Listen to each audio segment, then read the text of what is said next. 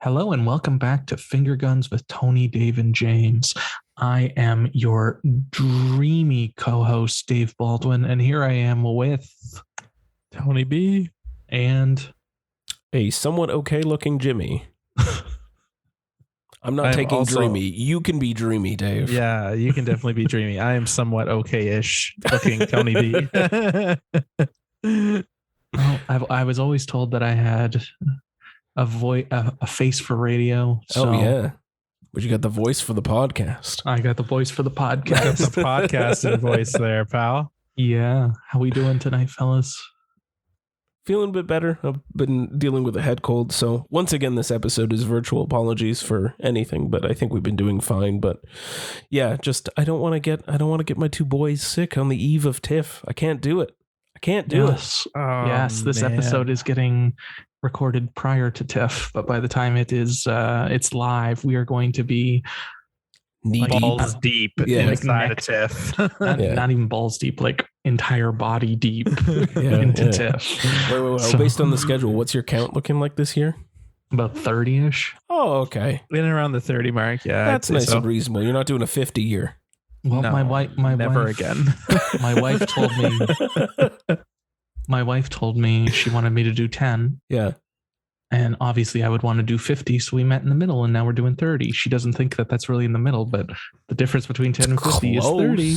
It's pretty close. So yes, it's a more manageable 30. Yeah. I've already seen 4 films, which I'm excited about. And it's going to be good. It's going to be good. Yeah. And stay tuned for lots of TIFF talk. It's going to be be wild. It's going to be wild because if you've been following on film Twitter, the ticketing has been a nightmare, but I think Tony and I are pretty much sorted other than his Gaza weekend film that he really desperately wants to see. Let's just point out something here. Yeah. I've been on team Gaza weekend since the beginning. It got announced. I was like, you know what? That sounds like a funny ass movie. Right. I'm going to do it. And Chuckles here thinks that getting a ticket would be the easiest thing because it's the program that it's in contemporary world cinema. Right. So those ones aren't typically like the more popular-ish movies. So like if you wanted a ticket, pretty much you could just go and get it. Right. Typically. But unfortunately, the only ticket we were not able to secure was a ticket for a Gaza weekend. Of course. So you best believe your boy is going to be rushing this fucking movie. Yeah. And I swear to God, if it is nothing but amazing, like it better be a great movie. There's got to be a reason why it's selling out. I'm seeing Glass Onion and Fabelmans back to back. So you do you, boo boo. Yeah, man. I hope it's either great or it's as entertaining as King of the Dance Hall was. That's all I can hope for you, sir. That's it. For our listeners, King of the Dance Hall was a seminal film. Was it his directorial? Was it Nick Cannon's directorial debut? I think it might have been. Definitely. I think it was. Either way, typically at TIFF, you buy a ticket and then you line up. Back in the old days, there weren't reserved seating or anything, so you'd have to line up as early as possible to get the best possible seats. And if the film is off sale, quote unquote, then you get into the rush line. And if people don't show up with tickets, then the rush line gets in. I've successfully rushed 2 or 3 times. I got denied on Free Solo, which was kind of a piss off. But James was with Tony that night, and Tony had another movie. Correct. I believe it was a Xavier Dolan film, because Tony's pretentious fuck. It's the end of the world, man. That was a great film. That definitely was not a great film. I immediately regretted seeing it. I bet you did. Probably just as much as I regretted watching The Life and Death of Jeffrey F. Donovan or whatever the shit that was called. Oh my God. It was not his directorial debut. It was his second feature. His second feature. Okay. Yeah. Either way. His first was something called School Dance, if you care. Okay, so he's got a dance wheelhouse. He's got a dance. He's staying in his wheelhouse. Yeah. So James was supposed to be with Tony. Tony went to go see Xavier Dolan, and James didn't know what he was going to do. Yeah. So we told James like, oh, you should just go rush something just for funsies type thing. And we were looking at the schedule to see what would match up with Tony's timing. And I was like, well, there's this King of the Dance Hall movie. Right. If you like, it sounds fun enough, like go rush it, see what happens just for shits and gigs, go. And then I had the time. I had lots of time to walk all the way. So we were at the Scotiabank and I had to walk all the way to the Ryerson for it. And I had plenty of time. So I strolled all the way to the Ryerson for it. Which is, it's not exactly a hop, skip, and a jump. Like it's a bit of a hike. Yeah, it was like a half an hour, 45-minute walk. It was nice. Especially because it was like, that was a nice TIFF that year. It was not too cold, not too hot. It was nice weather. I got not what we're getting this year, because it's if the last couple days have been any indication, it's going to be every season known to man. Can't wait, man. Can't fucking wait. To wrap this weird story up, I got to the Ryerson, I saw the rush line, and I sat down in the rush line, and I was like, okay, this should be fine. And I was like 6th or 7th in the rush line, and I was like, I'm not really that worried. It's fine. Whatever. Hopefully there's a ticket. I don't know. If there isn't, I wasted some time and Tony will be done eventually.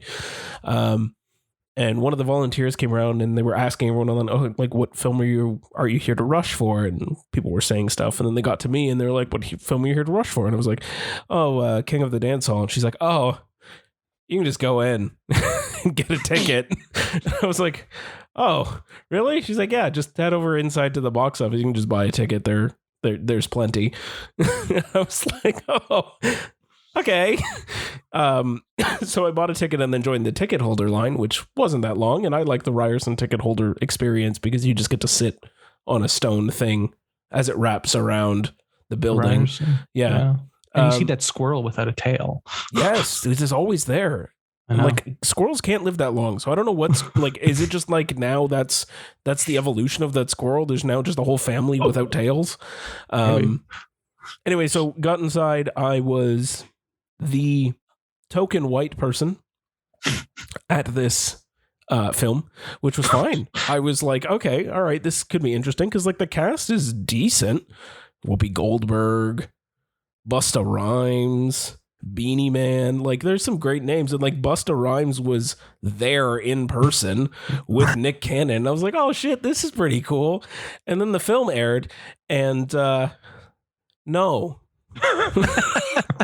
it was not pretty cool. It was fucking junk. And I hated every single minute of it. And then as soon as the credits rolled, I'm sure they were going to come out for like a standing ovation, a clap, or whatever. Everyone stood up to clap and everything because they were sitting there in the theater. I just left. No, Nick Cannon. No, stop it. You don't need to do a Jamaican romance dance movie. No.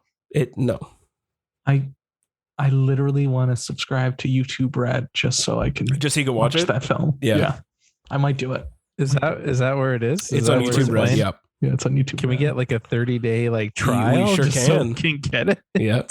I wouldn't mind watching what's the one? Bodied is on there too. I wouldn't mind watching that again. Oh, Bodied. Yeah. That was a wild experience. But anyway, yeah, I'm so proud. I'm still so proud of you. That was dance hall. It was an inspired magic choice that fit the schedule right, and it's an experience I'll never forget. It was. I'm so jealous. I should have just gone. I don't know what I was doing. You should have bailed on whatever it was, and I should have gone. But I would have stayed, and I would have told you that we needed to go to the stage door to get a picture for fucking Nick Cannon and Busta Rhymes. Yeah. It's like Nick Cannon. No, I want Busta Bus. Yeah, like why would you get anybody else except Busta Rhymes? Like, come on now. Nick Cannon, man. Nah. Hilarious. I mean, I guess it was 20. He ain't hilarious. What was it, 2014 or 16? 2016. So, I mean, he was still kind of popular then. He was still hosting whatever the fuck with his 78 children. Yeah. He just had a new one. Yeah. Yeah. Good for him. Man, good for him. Good for him. The child support payments, though. Jesus, fuck. Yeah. Man, that's why he's got to keep working. Got to keep working. I respect the hustle. I respect the hustle. Got to hustle for those 10 babies. Come on now. Good for you, Nick Cannon. Good for you.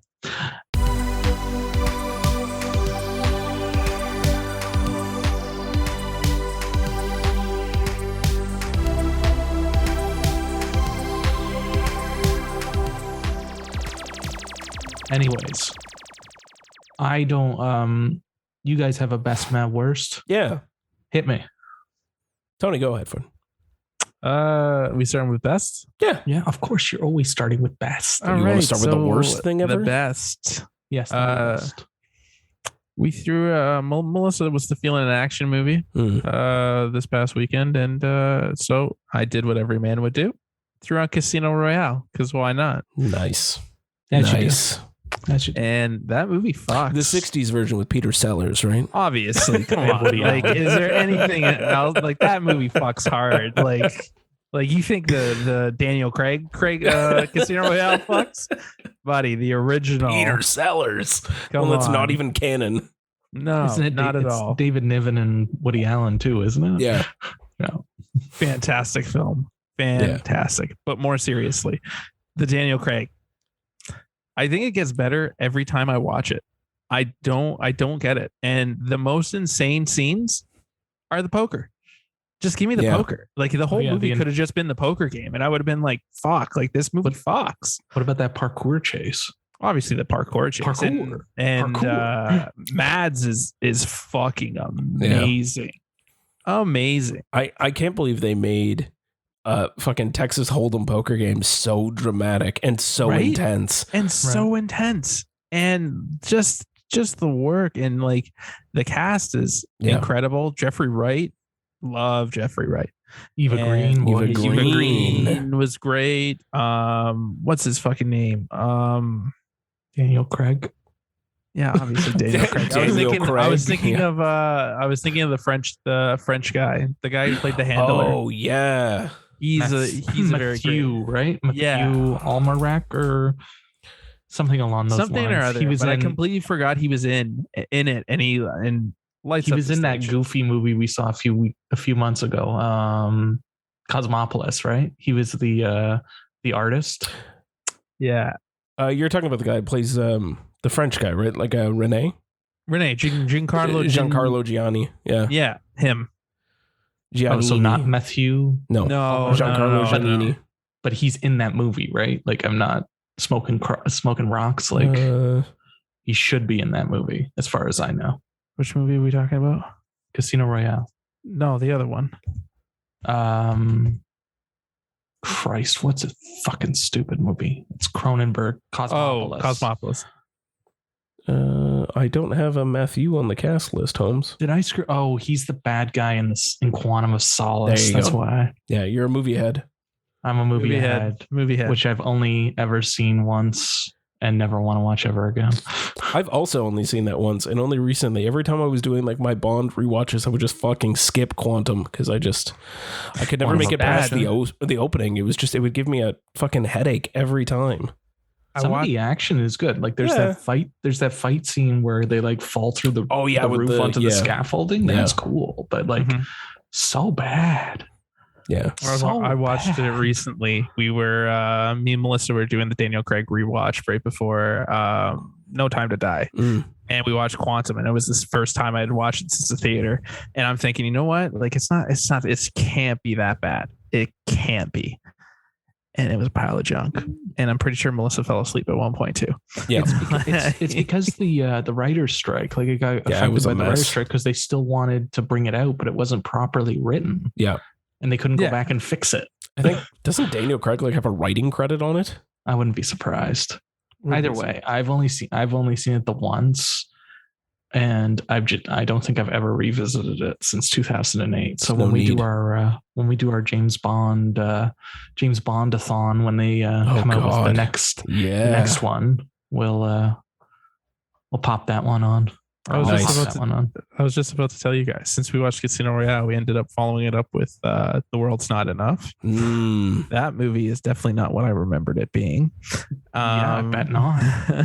But after that, we were just like, you know what? I could keep going. So I think we're gonna rewatch the entire Bond collection.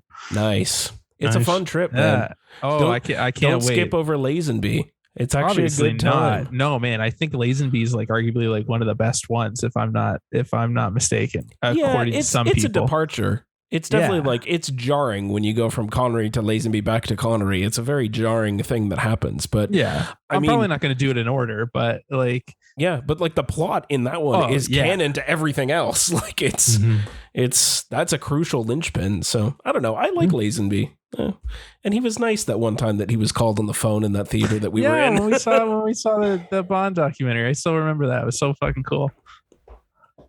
Good film. We got wildly off track there, but yeah, Casino Royale's dope. Dope. Yeah, Fox. It's so much better than it has any right to be. No, it has no right being as good as it is. But I love the opening. Just opening is great. The car chases, the car chases are great. Him like having to like, doesn't he have to like shock himself back to life or something? Yeah. He gets poisoned. That fucking scene's one of my favorites. So when he gets poisoned, and then he has to like finagle his way to the car and fucking just the ending, the very ending when he shoots the guy, and then he's like, "Who are you?" Yeah, so good. Yeah, so good. I was not on board for Daniel Craig at the beginning, but after watching that movie, I was like, all right, I guess I'm on board for Daniel Craig. Incredible. Yeah. James, hit us with your best. Yeah, it's one that I think Dave mentioned before, but I got the opportunity to watch it over the weekend. It's Marcel, the tiny little shell with shoes on. Oh, I love him. Even though it's Jenny Slate that voices him, but I love him so much. It's such a sweet film. I absolutely loved it. It was like an hour and a half, but I wanted it to continue on forever and ever. And it's just so like heartwarming and heartbreaking at times. And like, it deals with some really like heavy things and heavy topics about like, you know, losing a loved one and watching a loved one grow old, losing your family, finding your family again. Isolation, loneliness. Yeah. It's celebrity because everyone keeps taking pictures at the house. Yeah. Yeah. And he's just a tiny little shell. Yeah. He's just trying to make it in a big world. And it's one of the cutest things ever. And it's hilarious and it's sad and it's happy and it's everything that you kind of want it to be. It's bittersweet. Yeah. Especially the ending. It's so great at the end. I love when he pukes. Oh yeah. When they're in the car and he's just constantly throwing up on the map. And he's just like, I'm so sorry. I'm sorry. I love it. Marcel is the sweetest little shell you'll ever see in your life. And I believe it's officially out. Like I was able to purchase it and watch it. It is out on PVOD. I think I saw it's coming out on Prime tomorrow. Oh, nice. From when we're recording this. So by the time this is out, it's out and available to watch. So nice. Watch it, seek it out, and enjoy it because it's so great. So great. I wish I got to see it in theaters. Mm-hmm. Nice. Adding it to the list. Do it. Why was it not on the list already? Should have been deep in the watch list. Should have been at the top of the watch list, man. Well, fuck. No, because watching fucking World is not enough. You don't have time for Marcel the Shell. Come on, man. You can always be in the mood for some shitty Bond action. For some Christmas in Turkey. Exactly. I thought Christmas only came once a year. Ha ha ha, Bond. I see what you did there. I see what you did there. Oh man. Going back to Tony? Going back to me, or are we going to you, Dave? Let's go back. Let's go to you, Tony. What's your math? So I have a little film called The Replacement Killers. Ooh, Chow Yun-Fat. Action movie. It is directed by Anton Fuqua, but I think that they just put his name on it because John Woo secretly directed it because it is very much a John Woo movie. Was there a dove? Well, there's no tequila, obviously. Yeah, there's no dove, but like honestly, there's the slow-mo gun battles. Chow Yun-Fat just going through and just his clips just don't end. Like they're just like I don't know where these bullets are coming from because it does not make any logical sense of how it's much. his superpower, Tony. Yeah, he definitely has a superpower. Does he jump in slow motion and shoot 2 guns at the same time? Exactly. Yeah. He just has 2 guns at the same time at all times. And Mira Sorvino comes out of nowhere and starts like shooting people too. Very generic plot. Like Michael Rooker is in it too. Oh, Love fun. Rooker. They bring in Chow Yun-Fat's character to basically kill Michael Rooker because Michael Rooker had killed a child of a rival triad family. As you do. So the gang gets a little upset and puts out a hit on this guy. Only the time that he has to kill him, Rooker's playing with his kid. So I'm going to call him Tequila because I'm not going to keep saying Chung Yao Fat. Mr. Tequila is like, Inspector Tequila was just like, no, homie, don't play like that. I'm not going to do that kind of thing. Families get upset. Then they put out a hit on Mr. Tequila. Inspector Tequila. They put a hit out on him. And then he goes to some forger who can make him a passport so that he can get back to his family. Because if he doesn't get back to his family in time, the rival family is going to go for his family. Where does this movie take place? America. Oh. And he thinks that people aren't going to recognize him. He's very like I don't want to, like, I'm not trying, like, he has a very distinctive look. Right. And he has that shit-eating grin on his face. Like he can't, like, you can't be like, oh yeah, this is Inspector Jin. Like no, it's like, it's very clearly him. Yeah. Like, you don't need a forger. You just need somebody to get you the hell out of the country. Yeah. So that was like, the story gets convoluted. It's like, whatever. You're not. It was the 90s. It was the 90s. You're not watching it for the story. You're watching it for Inspector Tequila and Oscar winner Mira Sorvino basically run through these fucking triads. It's a journey. It's a journey. Michael Rooker is Michael Rooker. It's very weird seeing him in a role like that. But he did some crazy shit in the 90s, so I'm not surprised. Yeah, he definitely did. He's done crazy shit the whole time. He's just a kooky artist. Yeah. Kooky. Yeah, yeah. I like it. Kooky. Yeah. Kooky. Yeah. I love it.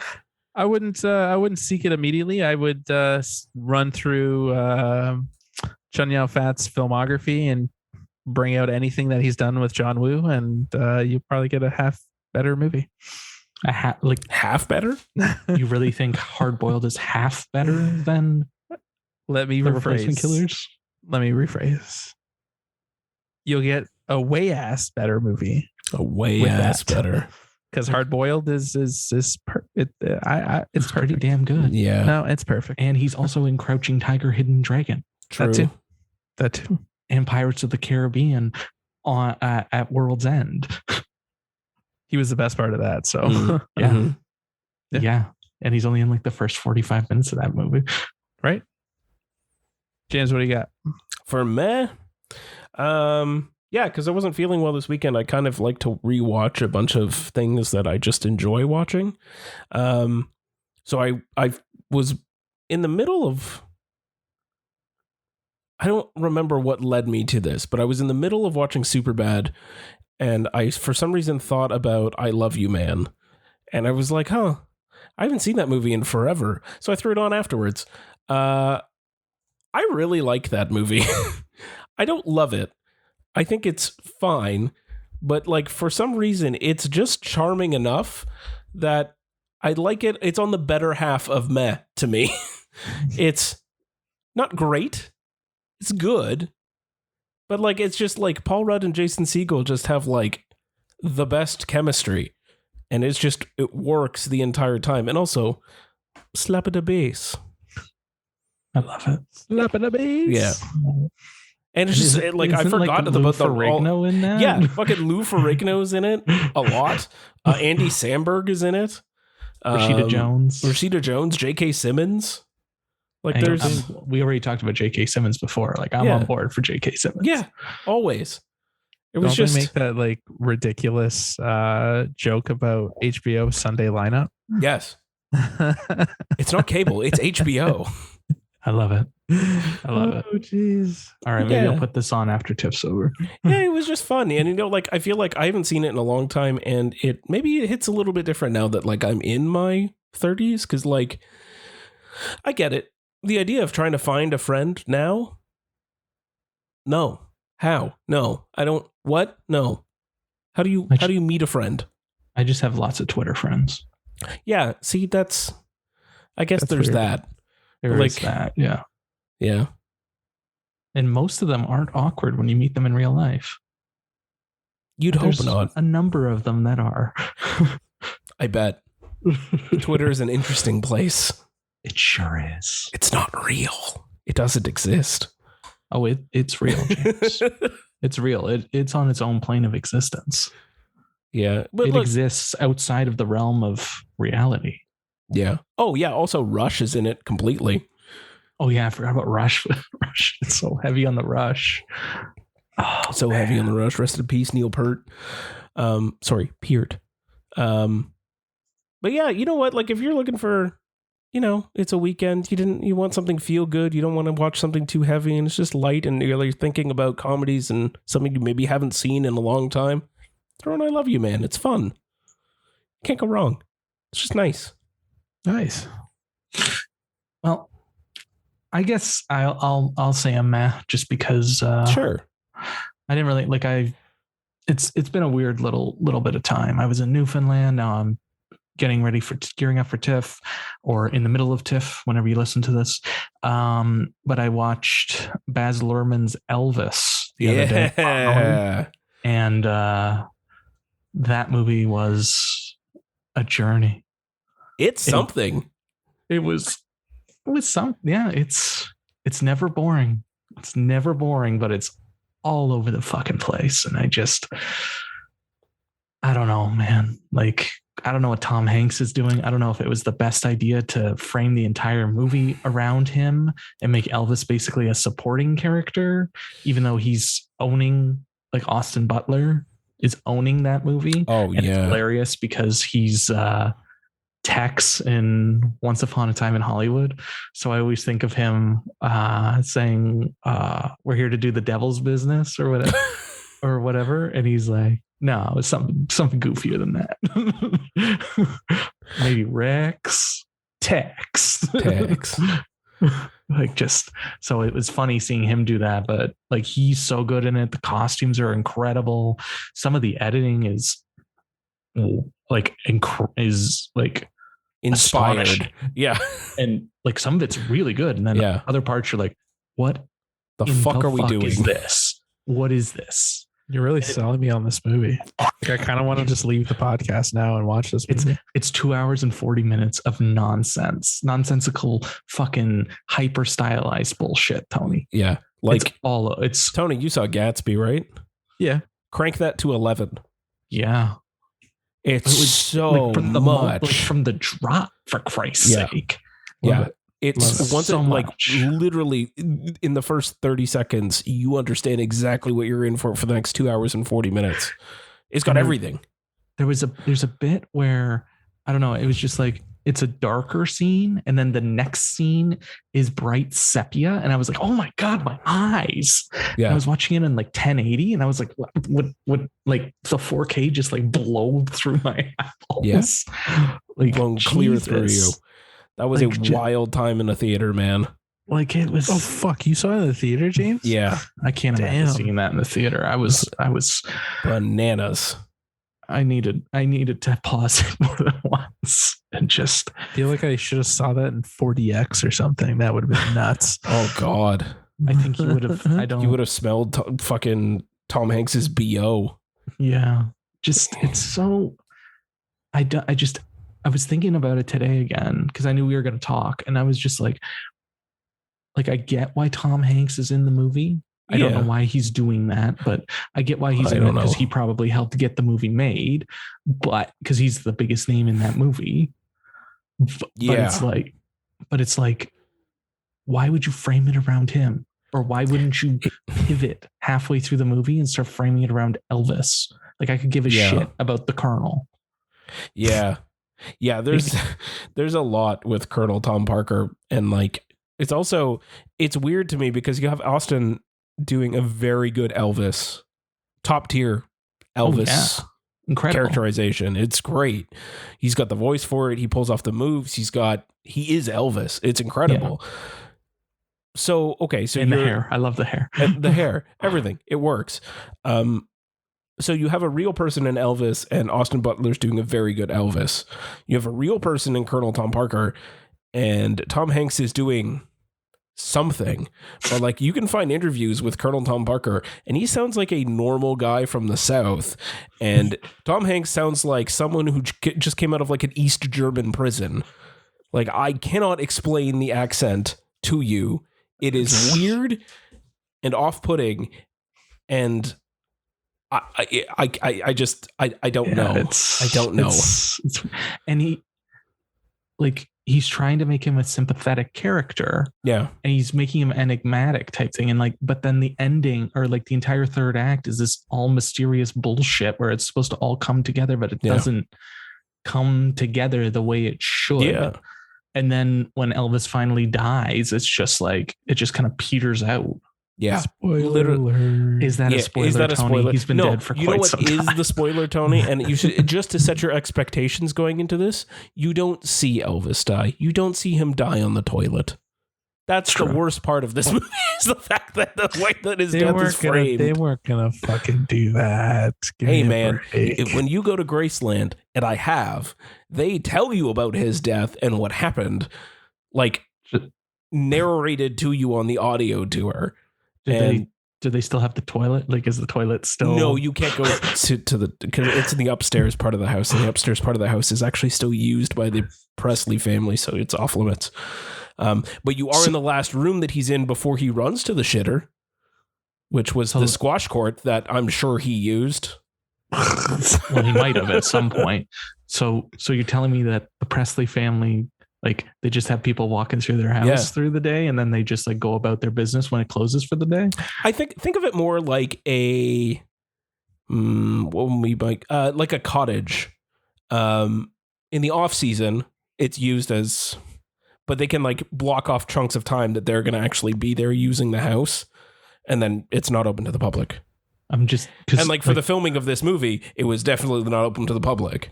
Well, yeah, for sure. But it's like, okay, I'm feeling squash today, boys. Like, Lisa, what are you doing today? You want to go play squash? Yeah. All right, we're going to play squash. Well, this tour's already out there. Fuck them. We're playing squash. Yeah, I think they have to like set it in advance. They have probably like a year calendar, and they got weeks at a time. It's their fucking house. Why are they setting it in advance? I don't know. They need the money. Does James look like their goddamn travel agent? Yeah. Like, what the fuck? All their shit's there. I don't know what you want from me. I don't know, man. That just sounds it's wacky. Nutty. It's nutty. That just sounds wacky. And that's also in the audio message. Like, you're like, and we can't go upstairs because it's still used by the Presley family. You're like, the fuck? Like, okay. Hilarious. Take me to the jungle room.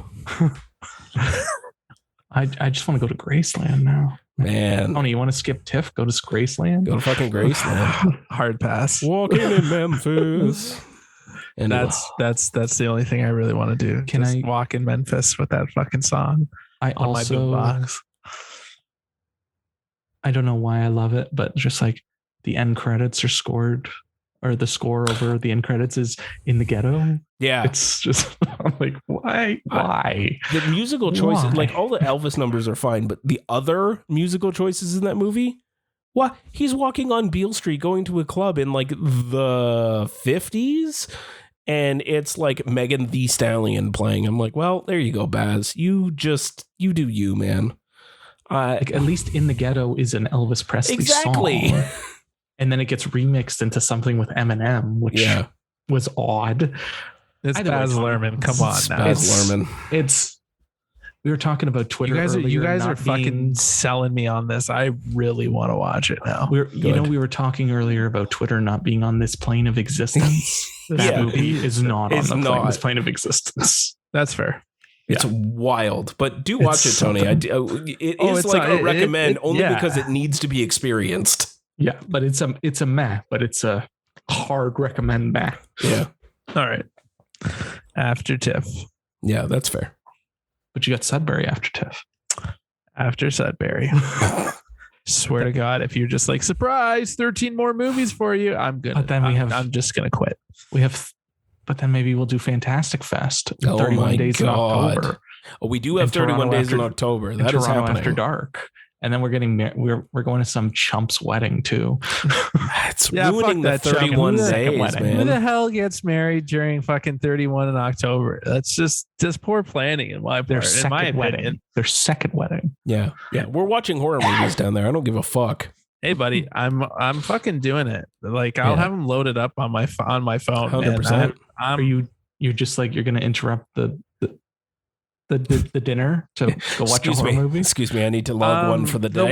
The wedding doesn't start until at least like 4 p.m. First look at 3 o'clock. That means from 7 a.m. to 3 o'clock is prime time just fucking horror movies. When we're getting ready, fucking horror movies gonna be on the TV. Oh, better than that 77-minute Star Wars disco thing I had going. I love that. Seriously, I did too, it just never ended. It was way too long. It was a lot, man. Yeah. Tony, the worst. The worst. You know this movie quite well. Oh, I do. We saw it opening weekend in 3D. Oh, Jesus. Oh no. It is a film called Shark Night 3D. Oh, we saw that with Superfan Greg. Ugh. James, have you seen Shark Night 3D? Nope. So me and Melissa got an Airbnb to a nice place on the lake. Sure. This past weekend, and she wasn't really digging my film choices. Okay. I just wanted to watch stupid things. I didn't really want to watch anything with substance. So she wanted me to step up my game. So I was like, all right, we're on a lake. Why don't we watch a horror movie set on a lake? She was like, okay. And I explained to her the premise of Shark Night, and she was all in. Sure. That movie is really bad.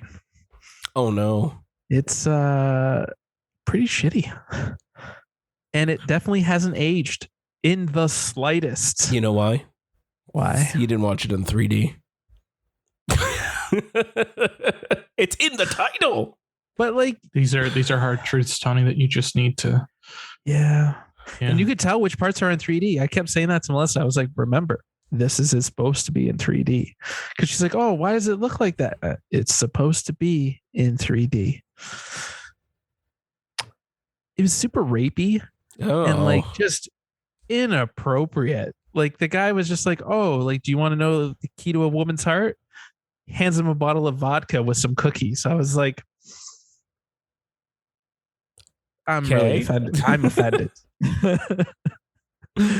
And what's his nuts from Schiff's Creek is in it. He's the lead man. He's the lead. The doctor, the vet doctor. You guys know what I'm talking about? I know you're talking about. He's the lead. And Sarah Paxton is the love interest, basically. Okay. It's really weird. It sounds weird. Really weird. Dustin Milligan? That's him. That's him. Essentially, James, a bunch of hillbillies release sharks into a saltwater lake. Okay. And then hilarity ensues. That sounds messy. Yeah. Do you want to know why they do that? Yes. So that they can put little cameras attached to their head so that they can sell the shark attacks to TV stations. That makes sense. Yeah. That checks out. I guess. The motivation behind it was good, but I feel like they just wrote themselves into a corner and been like, hey, how do we get sharks into a lake? How are they going to survive? Why don't we make it a salt lake? Sure. Yeah. No. The answer is no. Is Donald Logue one of the villains? Yes, he is. Oh, Donald Logue. He's the one leading the charge, and that stupid and one of those fucking pretty boys from the OC is in it too. I don't know who he was. He was one of the guys that Ryan punched, but I feel like Ryan punched a hell of a lot of people on that show. I'm sorry, I'm not up with Chris OC. Carmack. Is it Joel he blonde? David Moore? Joshua Leonard? Chris Zilka? Chris Carmack is blonde. All right, then it's probably him. There you go. He played Dennis. Dennis. Yes, Chris Carmack. That is the OC. I'm just getting a text from my wife. Or Chris It is Zilka? the guy who played Luke on the OC. Luke from the OC. It's Chris Carmack. Or it And could I be Chris remember Zilka. Marissa. I remember Olivia Wilde was on it, and and Rachel Bilson, and that's about where I stopped. You forgot about the best character, Peter Gallagher, fucking Sandy Cohen. Yes, and Sandy Cohen. And his eyebrows. And Sandy Cohen's eyebrows. Yes, you're right. You're right. That's true. My bad. That's true. My bad. Yeah. You own that. You own that, Dave. You should. Sandy Cohen fans are going to be attacking us on Twitter when this releases. Yeah. The Cohen? I apologize to the Sandys? I don't know. Sandy Cohen Fan collective of fans. And Peter Gallagher. I'm sorry. Oh, God. I'm sorry. Furthering my point, don't fucking watch Shark Night. Don't Yeah, do right. it. I haven't Avoid it like the plague. I haven't wanted to rewatch that film. So I think I'm okay. I've seen this movie like 4 or 5 times now. I don't know why I keep going back to it. The fuck is wrong with you? When you want a shitty horror movie, you know where to go. Who wants to watch shitty horror movies? Tony. I'm sure there is an audience out there. There's that probably listen someone to that's going to be us. like, yo, man, Shark Night 3D is the masterpiece. Exactly. It's subversive or some And bullshit. I don't know. They'll probably compare some bullshit to Sharknado and all those other fucking shark versus 8-headed octopus. I don't fucking know. There's an 8-threaded Jaws? Twitter thread Jaws. out there. Jaws. Yeah. Jaws. Jaws 3D. Jaws the Revenge. Deep Blue Sea. Deep Blue Ooh, Sea. Deep Blue Sea. I saw that one recently. Still holds up. I'm sure it does. Sure. Is Yeah. it because The effects do not. Yeah. is it because your head is like a shark fin? Obviously. Hands down, greatest theme of all time. Yeah. Jesus. James, hit us with your worst. I'm going to follow Tony down a little John Woo rabbit hole. Yes, John. I've been rewatching some films starring the one and only Tom Cruise in preparation for Dead Reckoning 1 and 2. And I recently rewatched Mission Impossible 2, the John Woo experience. Was there dubs? It's just not great. Was there dubs? Oh, there's dubs. Okay. When was the last time you watched Mission Impossible 2? Of course there's dubs. And motorcycle jousting. I'm pretty sure Yeah, that was wild. That part was the best part. Come on now. That was 100%. When they just When fucking he's free don't they soloing like up a fucking mountain? Yeah. Tony? but don't they like jump at each other? Yes. That's badass. And also Tom Cruise does a flying 2-footed kick. And that is also wild. He That's just like believable. drop kicks the guy. It's great. It's Anthony Hopkins is in it too, isn't he? Tony Hopkins. Yes, he is. Yeah. Andy Newton. I wish he came back. Andy Newton. Tandy Newton. Maybe he has. Maybe he's that surprise cameo they keep talking about. God, I wish. That might actually check out. Like, yeah. At least Ving We hear Rhames here, is folks. consistently in it. Yeah, Vin Rhames is a great character. I do like Ving Rhames. He's the only one that came back the whole time. Yeah. Except there's one that he's barely in. Which one is it? Is it MI3 that he's barely in? MI3. No, he's in MI3 quite a bit. It's Ghost Protocol. Okay. He's Yes. not really in it because Jeremy Renner's there. Yeah. Maybe he's the one who comes back in Dead Reckoning. He's not doing anything lately. Yeah. Well, Renner was supposed to take over, wasn't he? Yeah. Yeah, and then Tom Cruise was like, no. Homie, no. No. Not today. But anyway, yeah, Mission Impossible 2 is probably the most forgettable thing to exist. It's like overly convoluted for no particular reason. It's also one of the ones, like, to me, it gives so much away too soon. Like, one of the things with Mission Impossible is, like, there's usually a pretty good through line of, like, the double cross or who's been really behind it, or, you know, a mystery villain or something like that. And this one is just like, it's all there. There's no surprise to be had. You know it almost from the beginning, because they do that whole scene on the plane. And does he change faces? He has that face thing so many times. He does that like throughout the franchise, doesn't he? I know, but like he does it a lot in that one, I think. Well, you know what? It's interesting because like Mission Impossible, they did, obviously there was mask work in there, but it was very much like, okay, how do we modify Tom Cruise's face a bit to be a different character? And then this one, they were just like, oh, you know what? Let's just not do that. And like, we can just say that the masks are so good, they're a completely different actor. And then it's like an actor has to act like someone else acting like them. It's very cool from like an acting perspective if they can pull it off, especially MI3, because you get fucking Philip Seymour Hoffman, and that's always a treat. I can't believe he's the fucking villain in that movie. Incredible. It's nuts. Incredible. It's wild. Nuts. He gets thrown through a pane of glass. I'm like, oh, Philip, no. But yeah, MI2 is like, look, I'm talking about every other Mission Impossible movie, but not this one, because like beyond the motorcycle jousting and that opening scene where he's free soloing that cliff. Well, the car chase leading up to the motorcycle jousting was pretty memorable too, wasn't it?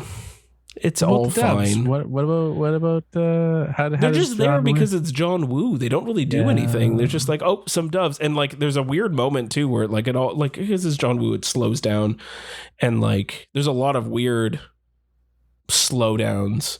But there's like a whole pile of doves, and like Tom Cruise sees them, and I'm almost like, oh, you're thinking about the doves, are you? And then like he busts open the door and the fire and smoke comes through, and then the dove flies through first.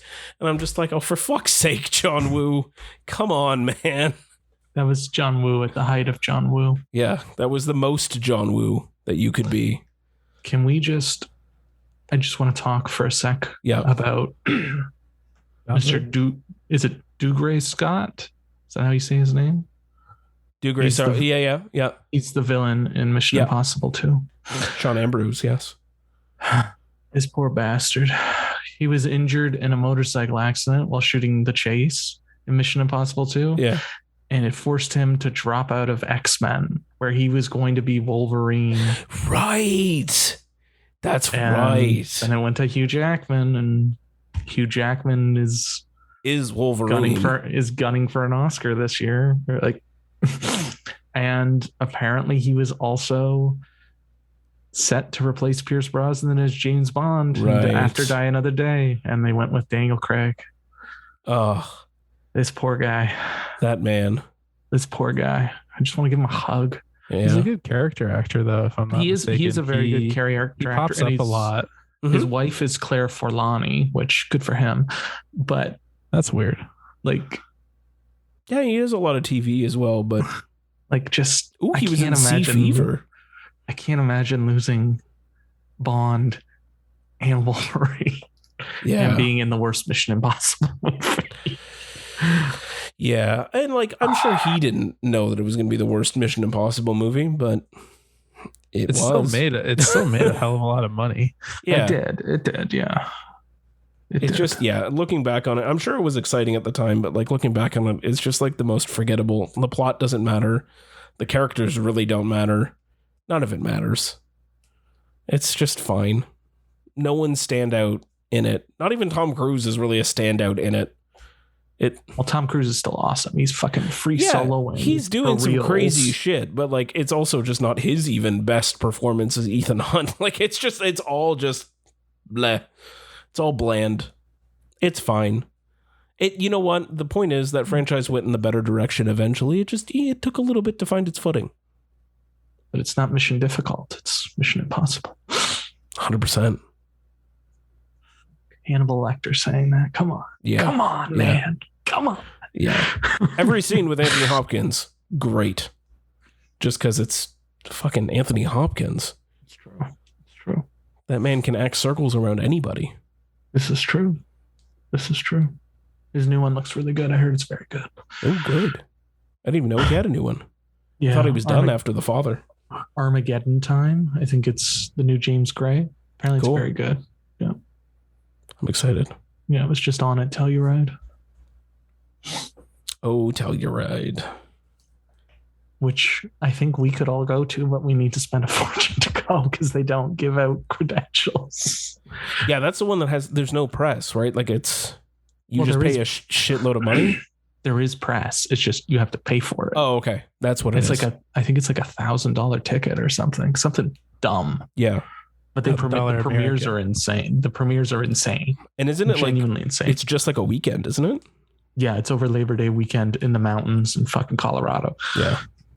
That's a bucket list. Yeah. I would love to have enough cash that we could just do that and just like spend, here's $1,000. Let's go. One weekend. Once we get that sponsorship money, boys. Yes. We'll go to Cannes and then we'll go to Telluride. Perfect. I like it. That's our plan. That's our plan. Someone sponsor us. Pay us enough. I take back everything I've said about every company ever. If you want to sponsor us, it's fine. Including Cineplex? Yes, they can sponsor us. Only for the money. But since we've had some great feedback with our specials on 1992 and 1982, we're rolling the clock back another 10 years. And doing 1972. Hell yeah. I was really excited for this one. Mainly because I really like the 70s as a decade of film. This is true. I do. I'm a big fan of the 70s. It was when everything changed, man. Yeah, well, end of the 60s, right into the beginning of the 70s and onwards. Oof. There was some real incredible shit that came out. Yes, but we're not talking... Today, we're not going to talk about The Godfather. You already know how good The Godfather is. You already know. Yeah. So let's kick things off. I didn't watch it, but you guys both watched Deliverance. Mm-hmm.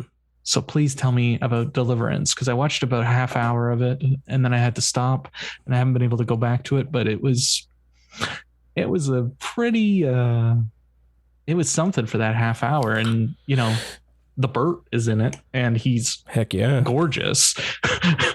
Yeah. I would climb him like a tree. He is a beautiful specimen. And also John Voight. And John Voight. John Voight. Ronnie Cox in one of his first roles, and Ned Beatty. Yeah, I was shocked to see Ned Beatty. And he plays such a weird role too. And I just can't get over it. That's Ned Beatty. Yeah. I didn't know you were such a connoisseur of Ned Beatty cinema. He's a Beatty head. I'm a Beatty head for sure, through and through. Ned Beatty fan club on 1992 or 1972, I should say. Amazing. I took over, obviously, because I was not around in 1972. Yeah. You're the new incumbent president of the fan club. Exactly. I got sworn in and everything. How many members of that fan club are there, Tom? Exactly one. Just one. But we are pressing on every day. So, Deliverance. In a roundabout way, it's 4 friends that decide to go on a canoe trip down a river before they dam up the river and it disappears forever. And hilarity ensues. That's a good way of putting it. That's a good way. It's a slow one. I didn't it slowly. I didn't expect where it was going at all. No, is it not at all? Is it the slow knife, Tom? It's always. I don't know what that reference from. What are you referencing? Dark Knight Rises, Talia al Ghul. You did it recently. Yeah. Did I? Yes. Yeah. I can't even remember what I had for breakfast yesterday. I'm sorry. All right, Tom. I barely know what I had for breakfast today, but I remember you talking about the slow knife. Yeah. It was unexpected. And I knew where it was going, but the journey it took to get there was something. Yeah, I mean, I think we can go like it's 1972 at this point. I don't care about spoilers. I'm just going for it because I have to. I can't not talk about the entire like the entire rape scene that happens in the middle of this movie, and it's fucking wild. It's like the most popular scene of the movie. They make fun of it all the time, or they reference it a lot. It's referenced a lot. It's insane though. Like I heard about the references, people talking about it, but like I'd never seen it. And then when you watch it happen, you're like, Jesus fuck. Like it's unsettling, and like you need like a cold shower after. It's gruesome. Like I thought like it was, and it's so like drawn out. Like it's not a quick scene. It's a long scene and it's long on purpose. It keeps, and I think it ties into what we were just kind of talking about of how everything changed in the 70s. And like before that time, that scene could not and would not ever exist. And in the 70s, it became this weird thing. Like after the Hays Code dropped, people started pushing the envelope of like what you could do. And in this one, there was like a full on rape of a guy right in front of you, which for the 70s was wild. Even today watching it, I'm like, holy fuck, like what the hell is happening? Like it's so heavy. And then it just continually escalates from there. And like there's that whole intense scene with the guy on the cliff and the murder, and like they have to weigh down two bodies in the water, and like they're all fucking fucked up and traumatized by the time they get to the shore. And like, oh well, don't forget they crash the boats and stuff. And like Burt Reynolds like breaks his ankle or like breaks his femur. And the other guy just gets and James, the other guy just is he shot, or does he just give like lose the will to live and then drowns himself? Because okay, like so that no, was one of the friends, just kind of like is done. Like he's just over it, and he just like keels into the water, and they think that he's been shot, and like there's the whole thing with then it goes into the whole thing with the guy on the mountain. That's the guy that I was mentioning with the shot thing, because like they thought they were being stalked, and like he goes up to kill this guy, and like we're not even sure if that guy was actually even stalking them or not. He could have just been a fucking hiker. You don't really know. It just goes into their psyche of like what trying to process the rape, obviously, and then survival kicks in, and then it just all goes to hell. Yeah. And then there's the whole part at the end when they're trying to cover up the murder now, and they're trying to get all their stories straight. Yeah, cover the murder, and that's a whole other thing too. Yeah, and then dealing with the fact right at the end where like he's thinking about, holy fuck, like what if one of these, like he's having PTSD and nightmares about the shit. Like it's fucked. The whole movie's fucked. Apparently. It was a lot more psychological than I thought it was going to be. Yeah. I don't even know what the fuck I was expecting with this movie. You were just expecting a rape and some banjos? A rape and something happens on a canoe trip. Yeah. I just knew there was a rape and some banjos. That's all I was expecting. Oh, yeah. the dueling banjo, the banjos. The dueling banjo part at the beginning was the kid. I knew what the kid looked like. Yeah. yeah. The kid. Just to your point about rape, like The Last House on the Left came out that year, and then Hills Have Eyes, which I kept thinking of while watching this movie, came out a few years after that, and I Spit on Your Grave. It's like, I'm glad we're past this phase. Yeah, like we don't need to it was just them they were just pushing the boundaries, seeing what they could get away with and how they could shock the audiences, right? Yeah, and I think that's those exactly those three that you brought up were perfect examples of movies that were made to shock audiences, and two were actually done by the same person. Yes. Well, the other thing is too, like those were all like original stories, I believe. But Deliverance was based on a book, and the guy who wrote the book wrote the screenplay. Yeah. So, yeah. But yeah, it's a movie I still want to finish it because I've always wanted to see Deliverance, and the Burt. And the Burt. He's quite dreamy. And I gotta keep the Ned Beatty fan club. Yeah, you might have to join. You might have to register. Like I gotta. And like, I know you guys have your stuff with John Voight, but he delivers a great performance. I really like John Voight in this. Just, well, you have to separate the art from the artist. And this is also 1972 John Voight. Mm-hmm. Yeah. He's about the same only by name at this point. I love you saying like you have your thing with John Voight, like it's not a thing. I don't really with John Voight. He's not a good person, Tony. Okay, I'll take that. Yeah. I don't really know all the shit going on with John Voight. I'm not very up to date with who's a scumbag and who's not a scumbag. They're all scumbags, Tony. Yeah, exactly. Yeah. So like, I try to do what you basically said, where you separate the artist from, and like, he was just great in this. And I think he was the one that stole the show, because like after Burt Reynolds gets injured, he kind of takes a backseat, and then John Voight fully takes over. And he was just really great. Yeah, it was a big recommend.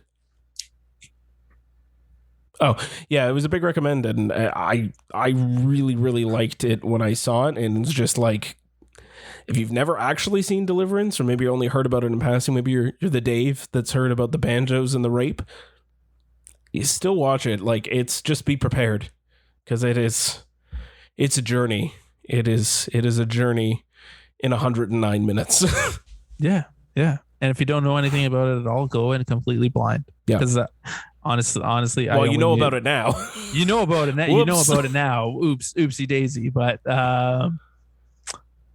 I went in completely blind, other than that one, like I said, that one moment, and Burt Reynolds was in it. That's all I knew going into it, and I was pleasantly surprised. Okay, so what you're saying is I really need to get on Deliverance. You do. Most depths. You do. All right, on the list after TIFF. Yeah. Okay, so the next one was Cabaret. Oh, that's the order that we're going to go in? All right. That's the order we're going. Obviously, we're going to save that for the last. All right. Did you think anything else was going to be last? All right. Cabaret. All right. Which, Cabaret. I'd never seen, and I'd always wanted to see. And it's a musical from Bob Fosse. Mm-hmm. And it stars Liza Minnelli in her Oscar-winning role, Michael York and Joel Grey also in an Oscar-winning role. We'll have to talk about that in a bit. Mm-hmm. But it's set in Berlin in 1931, and it's a musical, but then it's like a love story, love triangle thing that's also happening as the Nazi party is rising to power.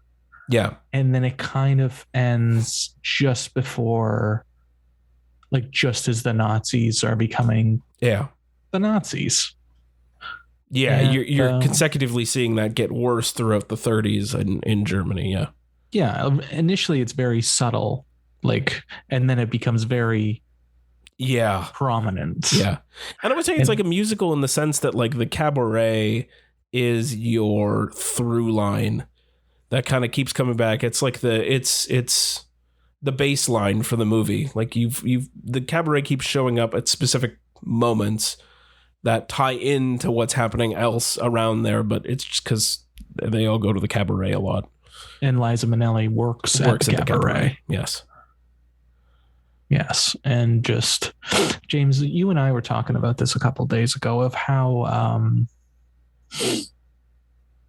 I don't want to say the word advanced, progressive the film is, where they openly discuss an abortion, which sounds insane for 1972 in a very like I'm assuming this was a blockbuster release in 1972, and there's also a bisexual relationship that they kind of just hint at.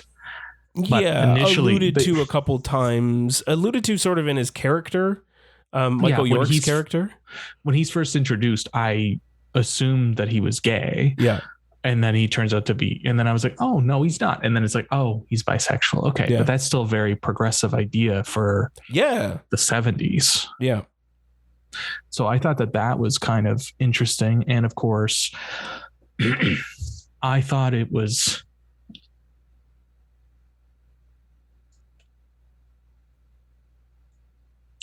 I thought it was an interesting choice to shoot all of the musical numbers from the audience perspective. Yeah.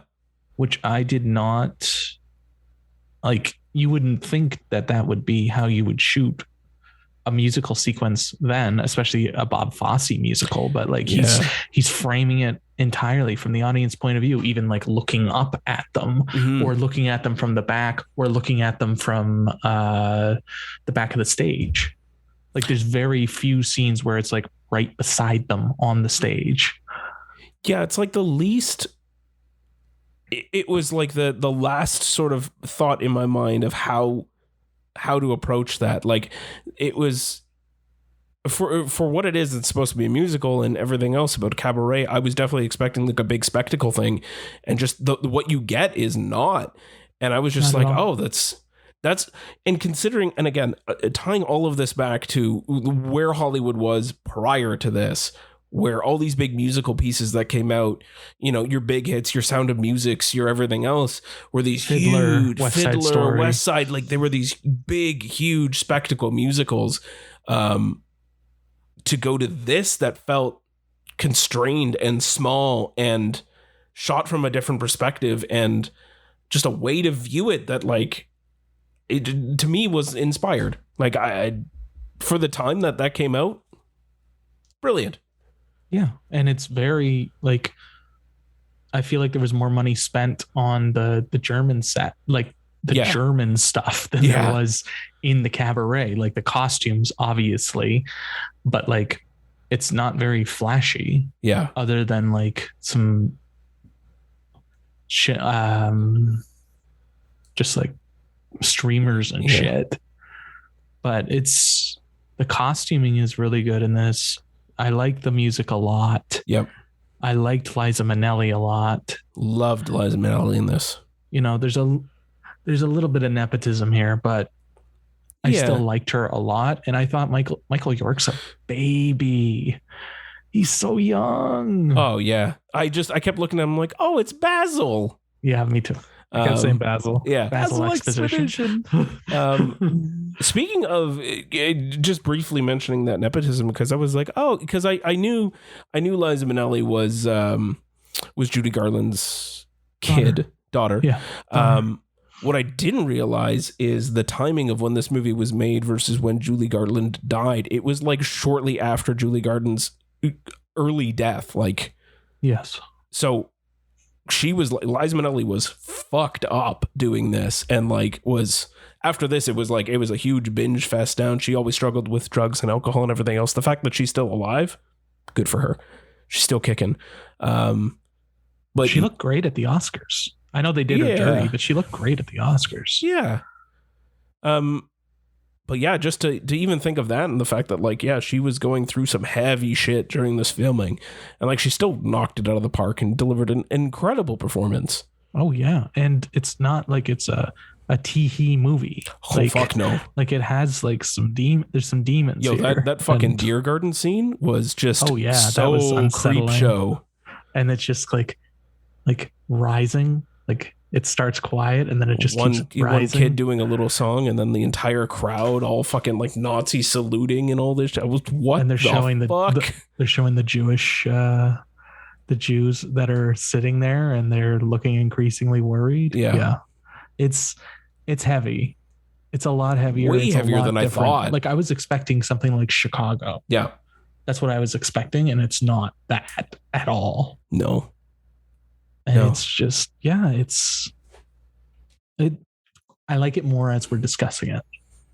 Like I liked it, but I'm liking it more now that we're discussing it. Yeah. And like it holds the record for most Academy Awards without winning Best Picture, which I think that's an achievement in and of itself. I think that's pretty cool. I mean, it was up in a really tough year. Yeah. And I don't know how Joel Grey beat Bobby Duvall, Al Pacino, and Jimmy Caan. I'm not sure how that works. That one doesn't track. That one doesn't track. Liza Minnelli tracks. like Joel Grey was like he was a big deal. He was also in like the stage show type thing. Sure. So like you need to put that in perspective versus who Jimmy Caan, Bobby Duvall, and Al Pacino were in 1972. Yeah. But at the same time, maybe not. Joel Grey played who? The Master of Ceremonies. Yep. That tracks. I was going to say the Master of Ceremonies is my favorite character.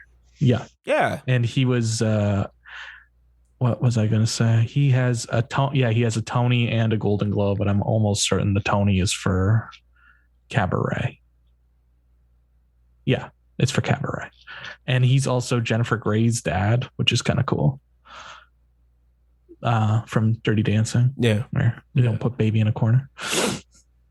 So that man just needs a Grammy. I don't think he's getting a Grammy anytime soon, James. 90. Jesus, never mind. Yeah, I don't think he's getting a Grammy unless he writes something quite beautiful. Just put him like on a feature track. Yeah. Cabaret 2 Electric Boogaloo. 100%. Oh man. Yeah. Tony. Cabaret. I didn't like it. Oh, that's Tony. Okay. Tell us why. Why? Yes, why? Life is a cabaret, old chum. That's true. The fucking wait. Shut the fuck up, Tony. You're an idiot.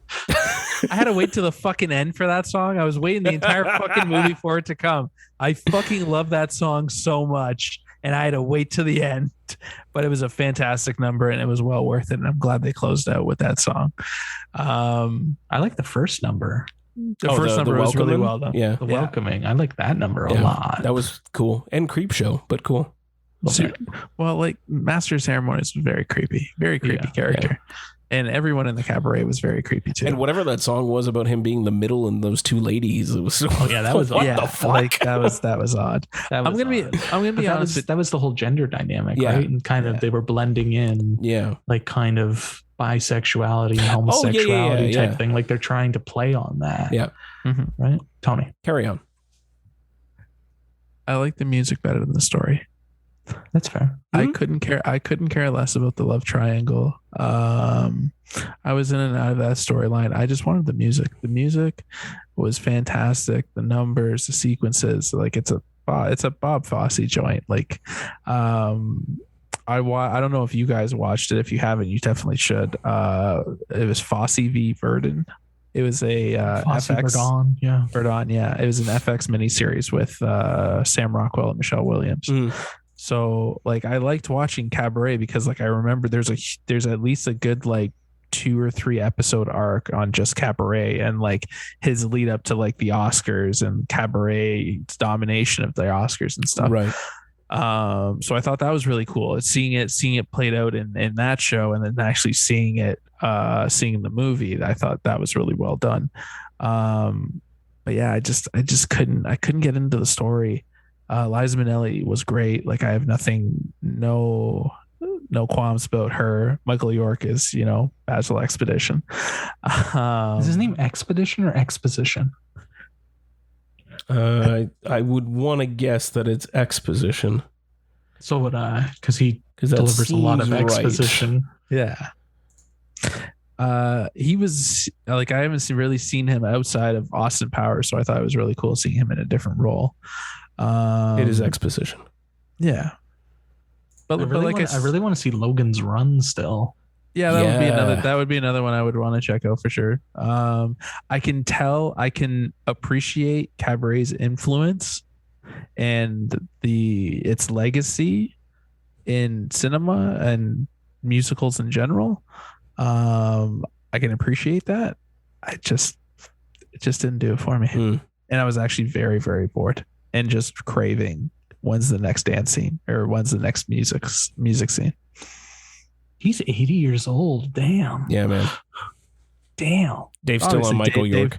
Yeah, I was gonna say Dave's obviously paying attention to what I'm talking about. No, I'll take note during TIFF when he's talking to me. Just to put my headphones in and just keep playing my fucking Ninja Turtles. I heard everything you said. To your point, I was invested in Michael York and Liza Minnelli. I wasn't I wasn't invested in that other guy. Yeah, I didn't give a fuck about that other guy. No one cared about Fuck- that other guy. fuck that Baron. Fucking creep show. He just kind of peters out. And I thought that there should have been more with the Jewish couple. Yeah, that kind of took a weird side. Like it got put on the back burner. And then it came back, and then it got put back again. I liked his arc. I just didn't like the way that they handled it. Yeah, and there's like that icky kind of... He kind of rapes her, I guess. Yeah. Like, and then it's like, that's icky. But yeah, I get where he's going and what he's tying together. Yeah. It just felt kind of like maybe there should have been more to do with them since they were such a big part of the first act. Yeah. And then they just not. Yeah, I agree. Yeah. I thought there should have been more to that because obviously I'm going to guess what where they end up. But like, I think there should have been more to that because there's also the scene where they like, they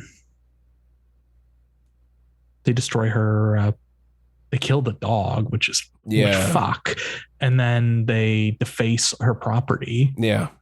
So like it's there. It's just kind of like there's no real conclusion. Yeah, that I guess C storyline kind of felt a little just kind of, it didn't get enough love and attention that it probably needed. I liked, though, now that you were mentioning that, I was just thinking about it. I liked for our two main people, for Liza and Michael, for Sally and Brian, I guess. You're on a first name basis with Liza Minnelli? You know it. That everything started, well, because we've said their names, so I'm not going to fucking say their first and last name every time. That sort of, now as we were talking about it, I didn't realize it and it didn't stick out to me as much, but as that movie progresses, yes, the Nazism gets harder and harder and harder. Like it's more and more in your face, but it's also getting closer and closer to their home. Like by the end, it's like the people that they're living with are like looking down on Jews and shit. And you're just like, holy fuck. Like it's like now it's in the house sort of thing. Like it was a pamphlet. Then it was a guy beaten in the street.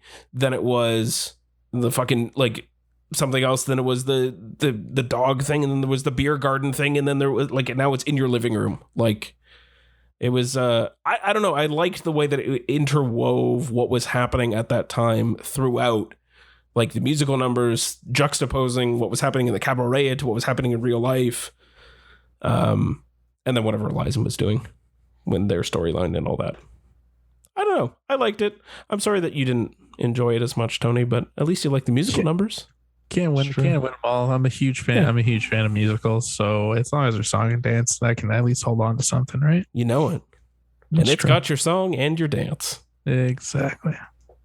But it doesn't hold a candle to The Godfather. Obviously.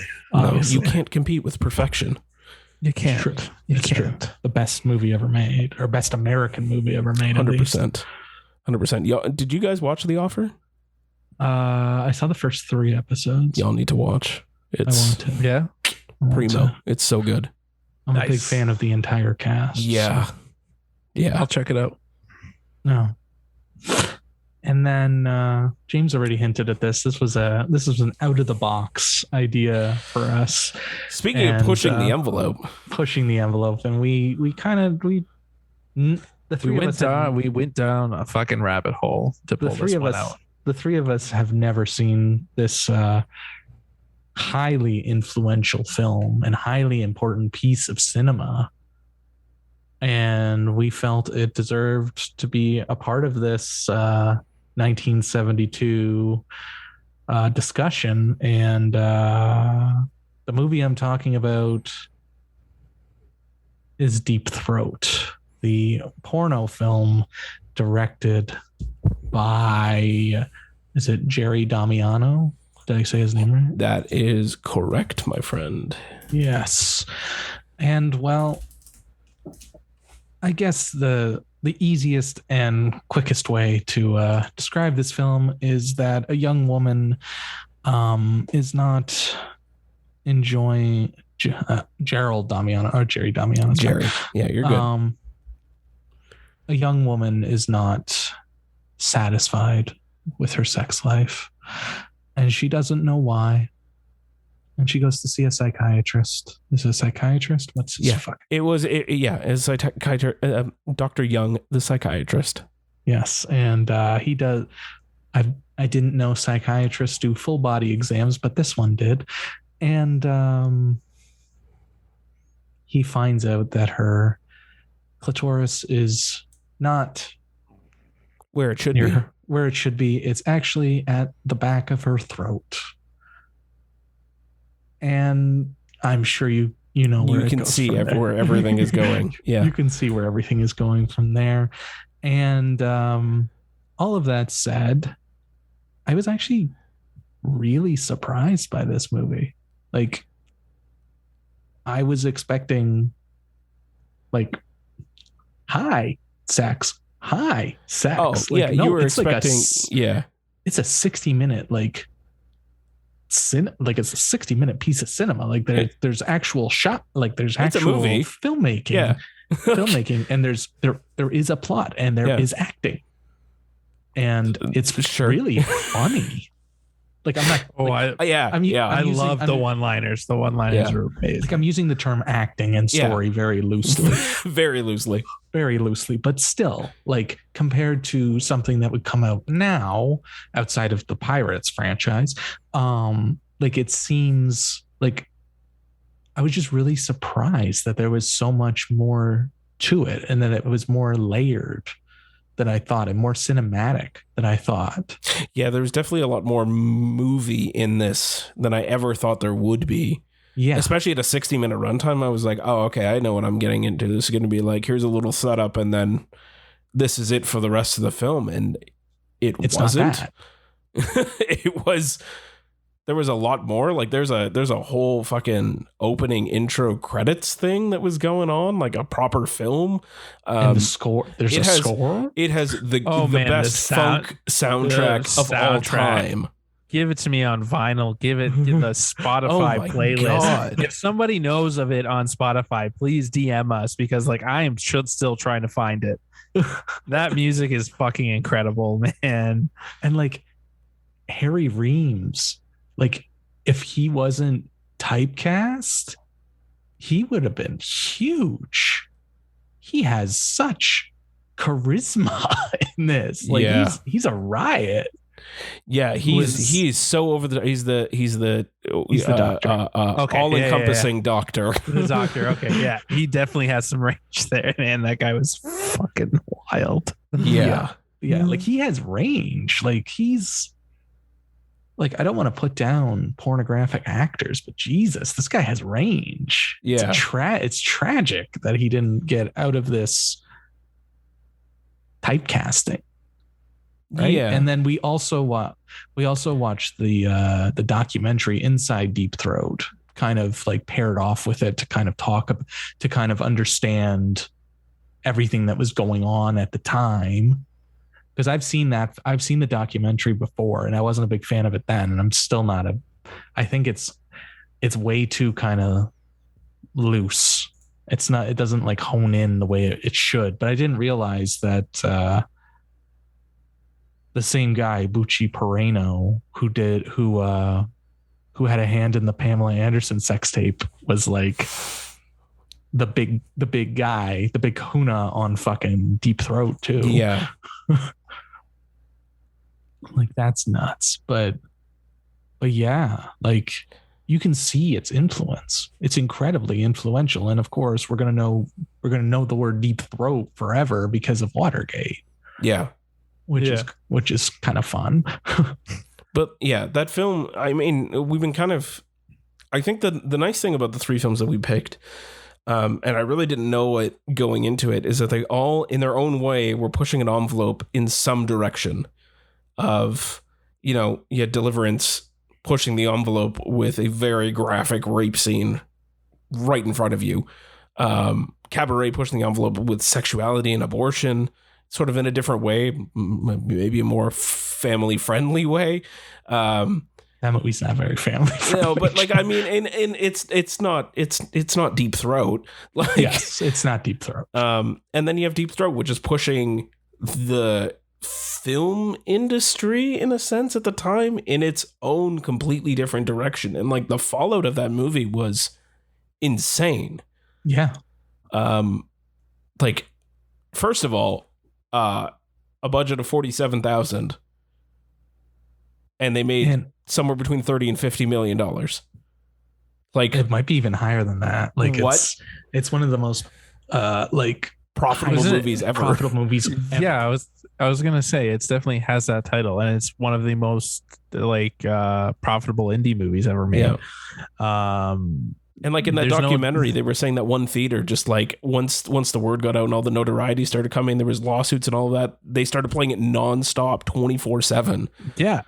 Well, it'd be easy. It's only 60 minutes. Yeah, but like still. we talk now about how Marvel movies are certain lengths, so they can get X number of showings in the day. Like, can you imagine how many times they would have shown that movie? Like, they're not cleaning the theater up after that. Yeah. Like they probably just like take 5 minutes and then put the reel back on. Go again. Swap the reel spot and refeed it through. And like tickets back then were a couple bucks. Yeah. Like, Jesus. It's just, I was very surprised by it. And also about like how it's very progressive with female sexuality. Like you don't really, other than Harry Reams, you don't really see any of the guys kind of experiencing pleasure. You just see the women experiencing pleasure. No, it's all about the women in this. It's all about the women, which juxtaposed against what Linda Lovelace came out and said about all the horrible things about the state of her state when she made that movie. Yeah. And it's just like, that's a hell of a juxtaposition, because she's like, there's like specific scenes. There's a specific scene. It's like burned in my head. And it's just like, she's just smiling. And it looks like she's having the time of her life. And then you hear what actually happened. And you're like, oh, Jesus, fuck. Well, yeah. And just reading a little bit, apparently like the first two biographies that Linda Borman ever did, Linda Lovelace being her stage name, Linda Borman's first two were just like, she actually praised it and thought it was like a very liberating experience. And then her third and fourth biographies, she talked more about the abuse and the rape that she suffered from Chuck Traynor, and the fact that she was paid a pittance for this movie. Like she was paid more than Harry Reams, and she made more money than fucking Jerry Damiano too. But yes, it wasn't much money. She got paid $8,000. Yeah, for whatever that movie made. The equivalent of $8,000. None of them made money on it. Yeah, it was very evident from all the the interviews in the documentary for Inside Deep Throat. I'm like, oh, you guys are not doing well. Yeah. Especially Mr. like missing his teeth, smoking barefoot in the front yard of a trailer. Yeah, was he the scout? No, he was the cinematographer. The scout was that other random guy. Oh yeah, the guy who's not really looking at the camera. Yeah. And he's like swearing his face off. Yeah. Oh man. Yeah, it was.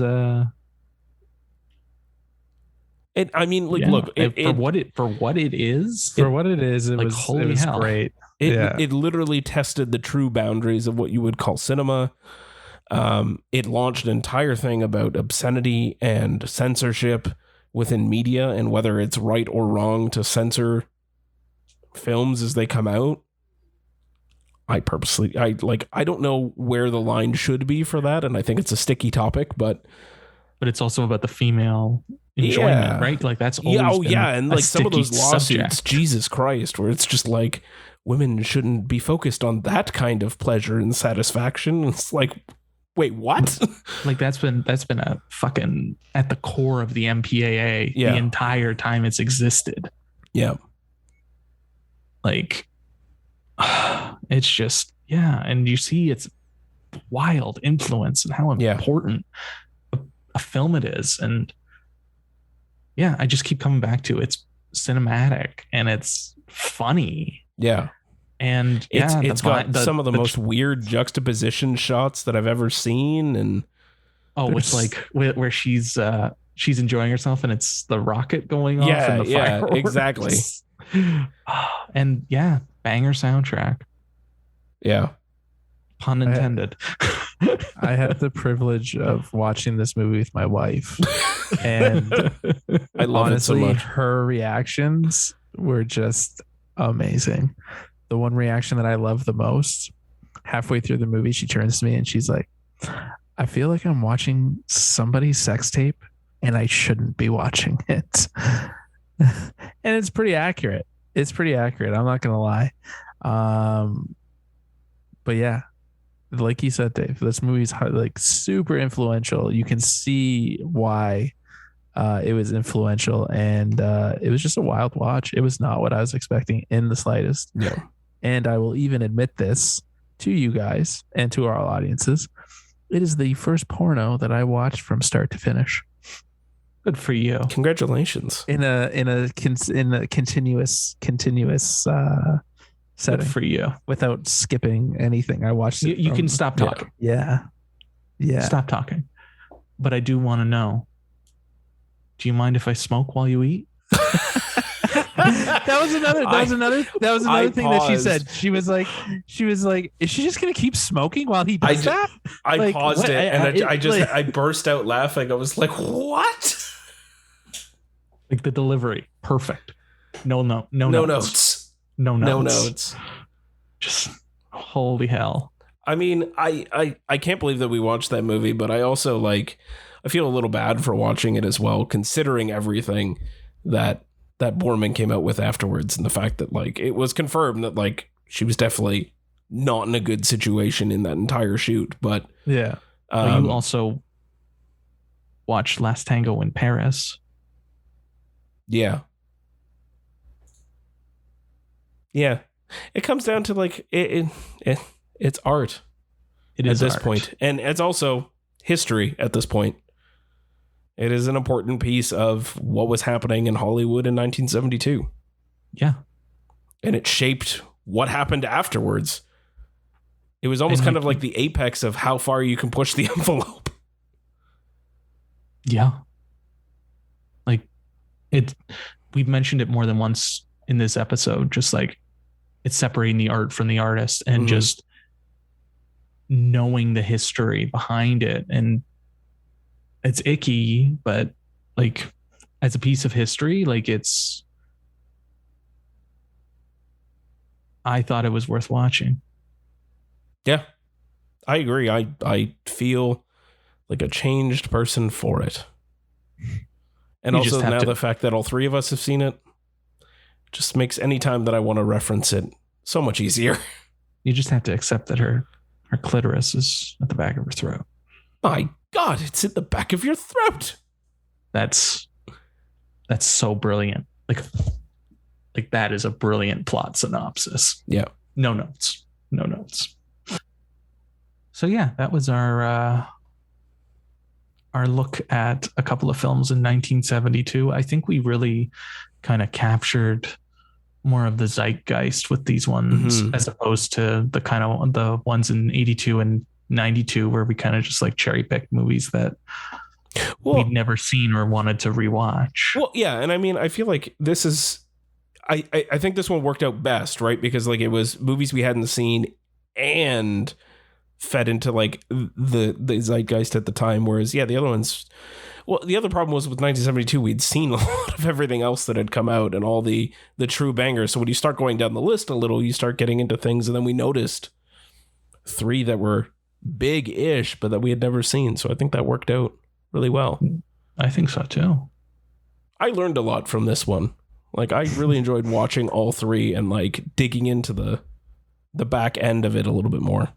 3 very different movies, I will say. Very different. We kind of stayed on the general line with the 82 and 92. These ones radically different throughout. Yeah. But all following that same thread of just seeing how far you can change things after all the repression from The 60s. Hollywood from the And the 30s 50s and to the the 60s, 60s. Yeah. Yeah. So I'm excited for us to continually roll back this clock because 1962 should be something. Are we gonna do 62? I think You we want to do should. 62? Are we gonna do 2002? We could also go the other way. There's options. There's options. We're going to go one of two ways. We're going to have to look at the ways. list and see. I mean, if we go 2002, we get Equilibrium, though. Minority Report, Chicago, Road to Perdition. See, I think if we go to 2002, we're going to have a lot harder of a time finding movies that we haven't seen. This is true. I think in 62, it'll be a little easier. Blue Crush, Halloween Resurrection. No, I've never seen that. All bangers, actually. Jason X. Ooh. Oh, man. Jason X. All bangers. All I bangers. think we're doing 62. I think we're leaving 2002 in the dust. Yeah. We can leave 2002 alone. Yeah. But yeah. I don't have any new Blu-rays because I'm still waiting for our Shout Factory package to arrive. It was in customs for a few weeks, it seems like. So hopefully I'll get that this week. And I have a bunch of Arrows on pre-order. Nice. Don't tell my wife. And yeah. Do I have Arrows on pre-order? No, but you do have a Vinegar Syndrome on pre-order. Nice. Fun. Don't tell my wife. I picked won't up tell 2 her. movies. I bought 2 physical movies. Oh, man. Jimmy's New Blues. Let's Jimmy's do it. Blues. Let's do I'll it. do Jimmy's it quick. New I'll do it Blues. quick. So I was at Fan Expo on the Saturday, which for anybody that went at any point was just way too many people. It was. I don't know why they didn't fix this. Like, I know they want to make money hand over fist, but like, come on, guys, it was bad before. It's probably was not. so It's bad. not bad now. And Or honestly, it's worse now. do you remember the first year? I think the first year we went and got the first year that we went, the 3 of us, I think we got our passes early because I think Dave, I think you were working downtown. And you picked up our passes or something before we went because we entered through South Building. But then since then, every time we've had to like get our passes and enter, it's always been through North Building. And why? Why the fuck is that the way to do it? Like North is so cramped already with all the autographs and photos and everything else that like you're funneling thousands of people through this tiny little hall so that they can hit 2 fucking glass doors to go up the escalator to get to South Building. Like it's just nonsensical. Yeah. It's the stupid anyway. I went the one year I went, I don't know what year it was, but I was on my own and the entire convention was in the North Building. They shoved it all in one building. No. Yeah. That sounds awful. It wasn't great. Anyway, so the first aisle I turned down once I finally made it into North Building, which was a mission in and of itself. Got my pass activated. We made the first right, and I found the unobstructed view booth without even looking. Love it. I just Love it. wandered into it. I was like, oh shit. And like the crowd was, you have the wave of people moving you through the aisle because you can't stop. And I was just like, my wife and my friends kept moving forward. I was like, oh yeah, I'm just going to be over here. It just fell over to the side. The 2 gentlemen working there were like the loveliest film nerds I've ever met. They saw me poking around the Blu-rays and they were like, what are you looking at? What are you thinking about? I was like, I don't know. I want to see what kind of 4Ks we're kicking around. And he's like, well, they're all over here. And he showed me like the whole collection. And we were just like, I was riffing on titles as we were talking through. And I was like, I don't understand how you work for this fucking company, man. Like I would just be buying everything. He's like, honestly, that's all I do. Half my paycheck goes directly back. I feel like the owner was there. The owner might have been one of the guys you were talking to. Possibly. Yeah. Maybe it was. I don't know who the owners are. So Did he try to upsell you on Jesus Shows You the Way? he did not, thankfully. Or Jesus Shows You the Highway or whatever it's called? No upselling. Anyway, so I was digging through because as our avid listeners may know, last week I was talking about Django, or last episode I was talking about Django, the movie. Django. I found that on 4K, so I picked up that. And I'm very excited to actually throw that on and watch it because I watched it in 1080 and now I kind of want to see it in 4K. Proud of you. And I also, while scrolling through the bin that they had, found A History of Violence. And, shout out to our Cronenberg episode. I had to pick that up on 4K as well. Was it History of Violence or was it Eastern Promises? I'm sorry. Yes, Eastern Promises. Two Correct. very different films. Yes, two very different films. Same director, same actor. Both starring Viggo Mortensen. Very different films. Yes. Sorry. Yes, you're right. Correct. It is Eastern Promises on 4K. Welcome. And I'm very excited. Thank you, Tony. More Fruit Basket. A lot more Fruit Basket. Fruit Basket and 4K Fruit Basket. Yeah. Yes. Yeah. So that was it. It was that was the only two things that I bought at Fan Expo, and proud of you. I'm worth it. It was worth it. And what wasn't worth it? I'm worth it. Yeah, you are worth it for arrows and kinos. What wasn't worth it was the fact that I sent that message while I was at an obstructed view, and Tony and Dave were both busy, and then I had to go back to unobstructed view, going the opposite way of the way that everybody else was going in, and it took me half an hour to get back to unobstructed view. You're a real MVP, James. We're proud of you for doing it.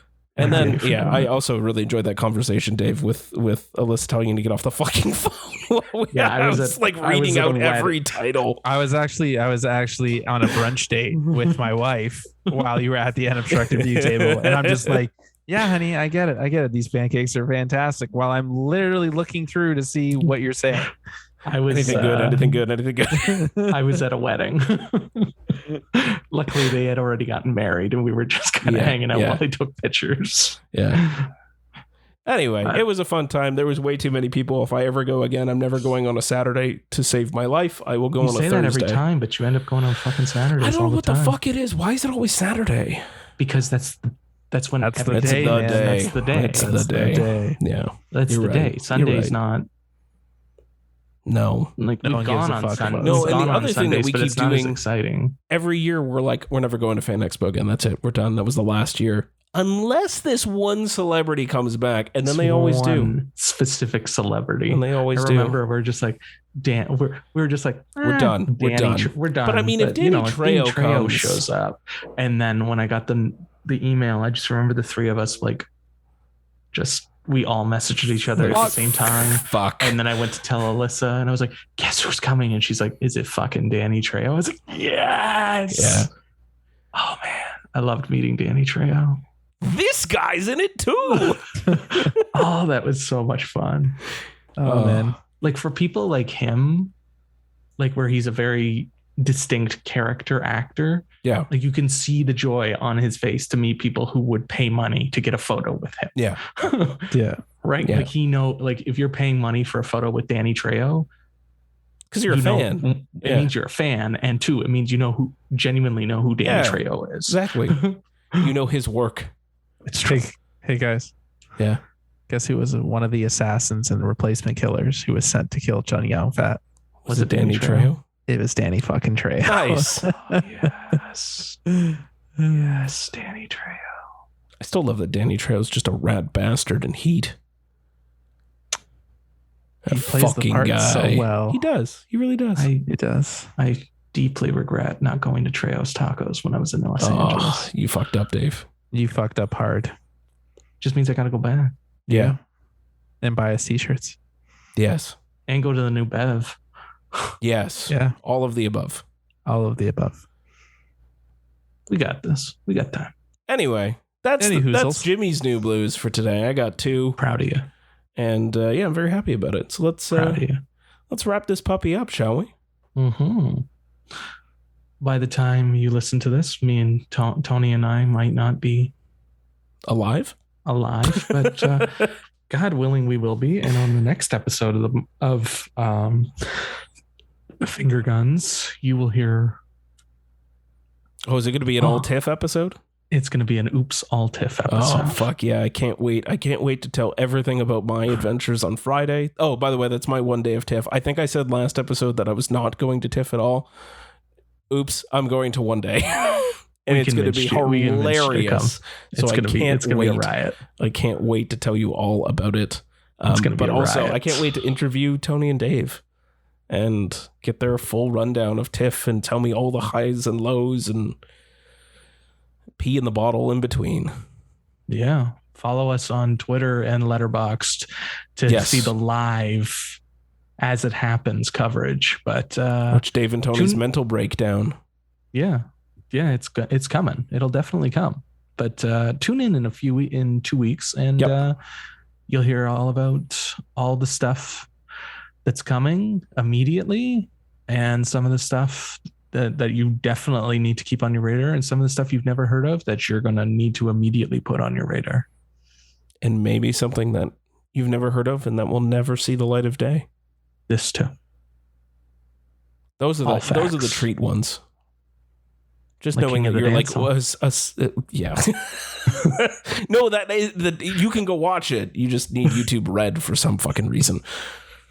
Shout out to YouTube Red.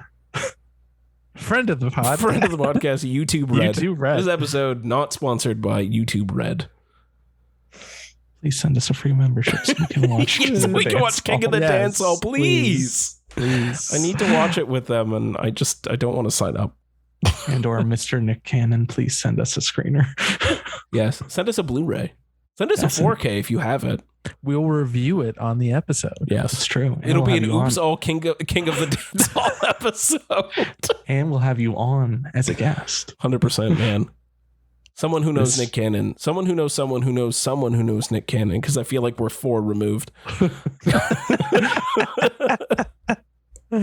Yeah. This will be a outstanding offer that will not expire. Yeah. Is this before or after we get Colin Firth on the episode? Oh yeah, we do have to get Colin Firth real bad. Yeah, real bad. Yeah. We're gonna listen to these later after we interview them, and it's gonna be they're gonna be like, or they're gonna listen to this in preparation. Oh no. Oh man, I can't wait for Colin Firth to listen to that episode. At least it's not Colin Firth, us talking about Colin Firth on the Deep Throat episode. Yeah. Well, it is kind of now. It is now, but we don't talk about him in depth on the Deep Throat episode. Yeah. But with that said, thanks for listening. And my name is Dave. My name is Anthony JP. Okay. And I'm James. And we'll be talking to you very, very, very soon. Take care. I'm going the fuck to sleep. Nice.